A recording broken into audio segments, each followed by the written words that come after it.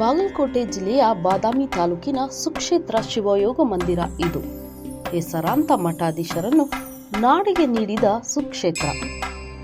ಬಾದಾಮಿ ತಾಲೂಕಿನ ಸುಕ್ಷೇತ್ರ ಮಹಾಸ್ವಾಮಿಗಳಾದ ಶ್ರೀ ಕುಮಾರೇಶ್ವರ 115ನೇ ಮಹಾರಥೋತ್ಸವ ಮಠಾಧೀಶರ ಸಮ್ಮುಖದಲ್ಲಿ ಅದ್ದೂರಿಯಾಗಿ ಜರುಗಿತು. ದೇಶದಲ್ಲಿ ಎತ್ತರವಾದ ರಥಗಳಲ್ಲಿ ಇದು ಕೂಡ ಒಂದು ಎನ್ನಲಾಗುತ್ತಿದೆ. ಇಲ್ಲಿನ ಗೋಶಾಲೆ ಇಡೀ ಜಿಲ್ಲೆಯಲ್ಲಿಯೇ ಹೆಸರುವಾಸಿ.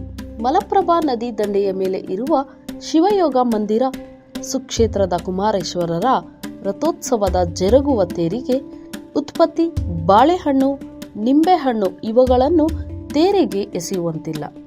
ಬದಲಿಗೆ ಹೂಗಳನ್ನು ತೇರಿಗೆ ಎಸೆದು ನಮಸ್ಕರಿಸುವುದು ಇಲ್ಲಿನ ಪದ್ಧತಿಯಾಗಿ ಮಾಡಲಾಗಿದೆ. ರಥೋತ್ಸವದಲ್ಲಿ ನಂದಿಕೋಲು, ಪಾರಂಪರಿಕ ವಾದ್ಯಗಳು, ಭಜನಾ ಸಂಘಗಳ ಹಾಡು ಕುಣಿತಗಳ ಜೊತೆ ರಥೋತ್ಸವ ಜರುಗಿತು. ತೇರು ಎಳೆದು ಸಾವಿರಾರು ಜನರು ಶ್ರೀ ಗುರುಕುಮಾರೇಶ್ವರರ ಕೃಪೆಗೆ ಪಾತ್ರರಾದರು.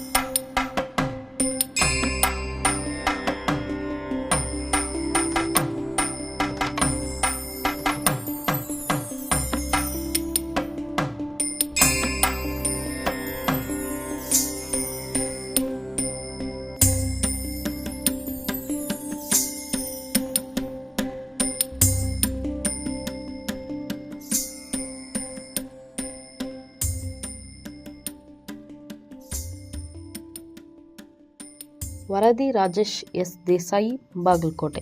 ಮೆಂಡು ನ್ಯೂಸ್ ನೆಟ್ವರ್ಕ್, ಸತ್ಯದ ಕನ್ನಡಿ.